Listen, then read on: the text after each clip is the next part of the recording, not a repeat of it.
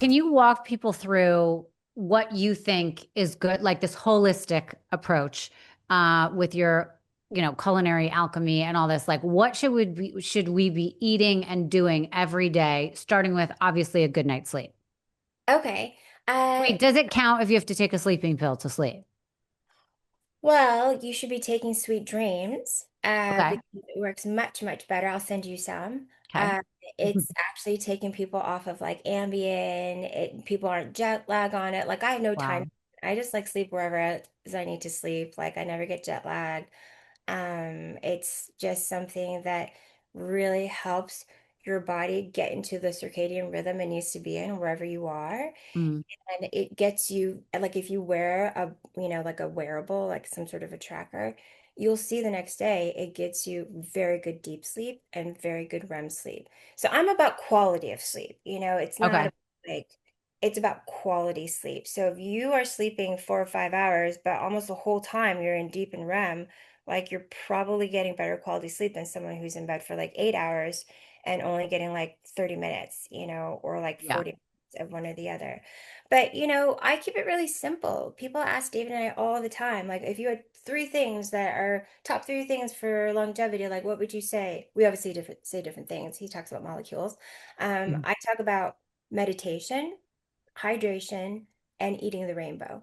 You know, at some point in your day, it would be ideal if you could cover the colors of the rainbow through whole base, like whole foods. So through your plants, like vegetables, fruits, try and get all the colors of the rainbow in because you're actually hitting all the different molecules, all the different polyphenols, all the different vitamins and nutrients that you need if you can actually kind of like make sure that you're hitting every color. It's really easy to do. It's a visual. It makes your food look pretty if you can get it all on one plate, and if you can't, at least throughout the day. And it's a really simple thing that I can even teach kids because Right. doing it as a family, it works even better.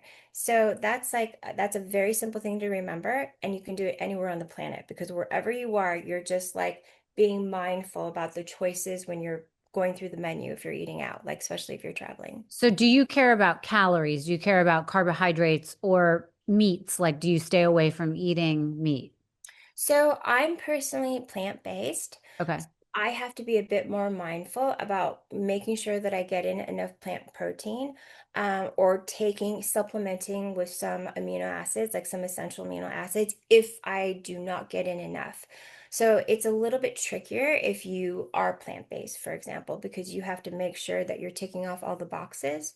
But are you plant-based because that's your personal choice, or do you believe that no one should be eating animal meat? Oh no, I mean, it's my personal choice. It started for me when it was during this time when I had all these surgeries, Mhm. and and because surgery in and of itself, so inflammatory. Yeah. It's so hard on your system. I was trying to put myself in the least inflamed state that I could possibly be in, Mhm. that I could control, with like diet and what I was putting into my body. So I went plant-based. But then of course the irony is after my fourth surgery, when I like almost died and lost like 2 liters of blood from internal bleeding, I ended up having to eat liver. I mean, I was, I was right back into like full meat because I Wow. had to rebuild my hemoglobin, and I had to build back my blood. But I'm not opposed. It's more about being mindful about how much meat you are eating. And I will always recommend to everybody to make sure there's more plants, on your plate than anything else. Okay. Um, I don't count macros. I'm not a big caloric counter, and I don't count like carbs. I have a lot of people who are like, oh, I try and stay away from carbs. Really, it's person dependent. We do need a balance of all of it. We need some healthy fats, we need some healthy carbs, and we need some healthy, protein. Like But whether will you eat pasta or you'll make zucchini pasta? Oh my God, I will eat pasta. I probably have pasta at least once a week. Are you kidding? Like, I'm Chinese. I grew up on noodles and rice, it's Right. comfort food. Right. So yeah, I mean, Italian food is probably one of my favorite things to make. It was my favorite coming out of culinary school. It was my favorite Wow. cuisine to make. I love making fresh homemade pasta too. So Wow. absolutely. I mean, you have your body needs a balance of things. Yeah. So Okay. so And what does your cheat day look like or your cheat meal? okay, so I have such a weakness for fries. And Okay. I will get fries if I've been traveling for 22 hours from like the US to Asia and we check into a hotel and we will order French fries. And Okay. you know what? It's not the end of the world. So, and there's a lot of things, and some people are really strict about seed oils. Well, unless you're at a certain restaurant, if you're going to have anything fried, it's going to have oils in it that are not good for you. But so is the air that you breathe, depending on what city that you're in. Yeah. So, I mean, I don't believe in perfection. That's not a way. Like I believe in being very mindful, being educated, taking care of yourself, providing yourself with as much resources as you possibly can, but knowing that at the end of the day, it's your basics and fundamentals. That's where it all comes from, you Right. know? So having like your emotional well-being, so important to longevity. I want you to tell our listeners about your brand, Serena Loves. Can you share a little bit about that with us? Yeah, so Serena Loves is it's basically like a lifestyle brand in a way, but I also have supplements there. So my brand, my platform really is very education driven and Hmm. education focused. There's tons of information on there. And it's really about education, nourishment, and providing you some tools that can help you on your journey. So there is everything from, I'll talk about everything from Reiki and food and nutrition all the way to stem cells and exosomes and peptides and apheresis, and everything that's happening out there in the world that we're not talking about on a regular basis yet. And then I have supplements because what I found during my now over 20 years of private practice was, there weren't products that I could recommend to my clients and Yeah. felt very confident in. So now I have a supplement line with like certain SKUs that I think are what everybody should have. And Is I one of them the thing you were talking about to go to sleep? oh, Sweet Dreams. Oh Yeah. yeah. Okay. That's like I didn't even realize that was going to be as popular as it is, but I mean, I've got many actually world leaders on that, and it's just a game changer for. Is it a tea or it's a pill? It's actually a chewable. Oh, So I only even have better. chewables. Yeah, and people like it. So it's a chewable, and it's really about the recipe. It's a blend. It's nothing like super crazy special. It's a little bit of 5-HTP, a little bit of inositol, a little bit of L-theanine, and then a little bit of melatonin, but only 1.5 milligrams because you're not supposed to be taking a ton of melatonin. Actually, is not ideal for you or your brain, and we can talk about that another Well, time. just quickly, why does melatonin work on some people but doesn't for others? I think it depends on the amounts. I think that what people are taking, most of the time, people are taking too much. You Oh, know, interesting. yeah, anywhere like right around between 1 and 3, especially for women. Women going through menopause or perimenopause start to have issues with sleeping, and between 1 and 3 is a good target. And if it's kind of like sustained release, that's really what works better with our body. It's interesting that you asked me that because there are some people that say that it gives them nightmares. Mm, I've had like maybe a handful of people that say, "Oh, I can't take melatonin. It gives me nightmares." But I also don't know where they got their melatonin from, like right. what format of it, how high the dose, what brand. Kind of depends. I mean, if it's blended with other things, it may or may not be the melatonin that's, giving them nightmares. But it depends on what form of it that you're taking and the dosage. What is one thing that we all are misunderstanding that we all are eating right now or putting in our body that is so dangerous? Oh, wow. Um, Well, it's been talked about a lot, but it's true. I would say microplastics are a really, and it's been an ongoing thing. There's been a lot of talk about it recently just because there's finally been some long-standing studies that have been published. Hmm. It's hard because it is in everything, right? You can go get a paper cup from a coffee shop and that paper cup is probably lined with plastic somehow, just Oh, so it doesn't leak. That's why those paper cups with our drinks don't leak after 20 or 30 minutes. It's because it's lined. Um, right. and so it's really about being more mindful of it and choosing non-plastic whenever you can, because we're going to get it in. We're going to get it into our systems no matter what. Hmm. Um, and then there's different ways to take it out, one of the things when we're talking about, sort of like modalities or therapies and treatments, you brought up stem cells, which, by the way, you can do them here now. So, you don't have to go all the way to Panama to do them. We can talk about that later. I'm like, stay in the States.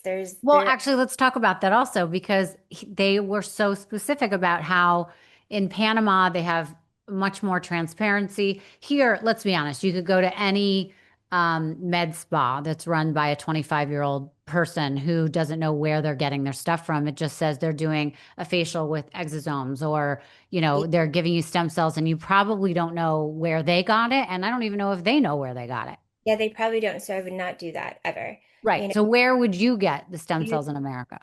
well, I have a source for stem cells, and Okay. it comes from an FDA registered laboratory. It's got an IND. So, that means that the FDA is aware that the products that are in this lab are being reviewed as an investigation new drug. So that means it is at the highest caliber in terms of viability, sterility, it is being checked across the board and it's held at the highest standard. Right, but where are we finding that? So you can ask your provider, you can ask them for the certifications. They have to show it to you if they have it. You can Right, ask them where it's from. I mean, ideally, your stem cells are from cord blood that is from a cord bank from a US hospital, right, where they have patient records and they can check for all of that. Like you can ask for that. And that's one of the most, my team has actually been asking me to do like an educational series on like exosomes and stem cells and um all the different questions that you want to ask. hmm, Viability is one of them. You want to make sure that what you're getting isn't like frozen dead, you yeah, know right, you frosted and there's no viability, right? So that's a good question to ask. It's important to ask where it's from. hmm. It's really important to ask if it's been expanded. That's What does that mean?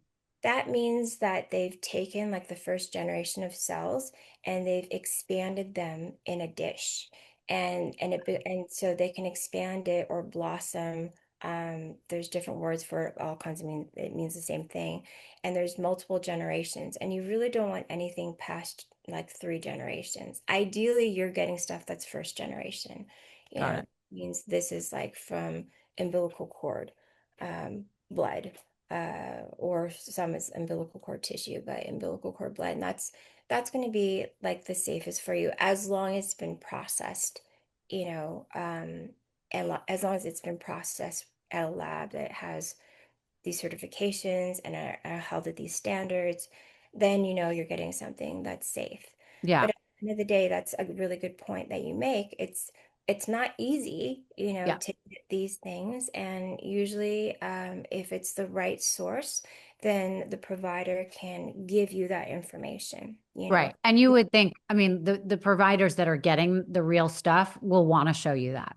It's Oh, the people that 100%. push back that I wouldn't use their stuff. 100%. I'm always Yeah, like, this is what we have here. These are the percentages, this is where it's from. This is, yeah, traces all the way back to like the cord bank that it's from. If someone can't show you that, don't use it. It's the same thing with supplements. If you have a question about how much NMN is in that, we get this question all the time, like what brands, and it's like, we can't keep track of brands, I have no yeah, idea. But what you can do is you can always ask the brand itself, I want to see your certificate of analysis. That is public information. They have to show you, right. and some will literally just have it on their website because they're legit. And that certificate of analysis will show you how clean it is, and the concentration, how pure it is.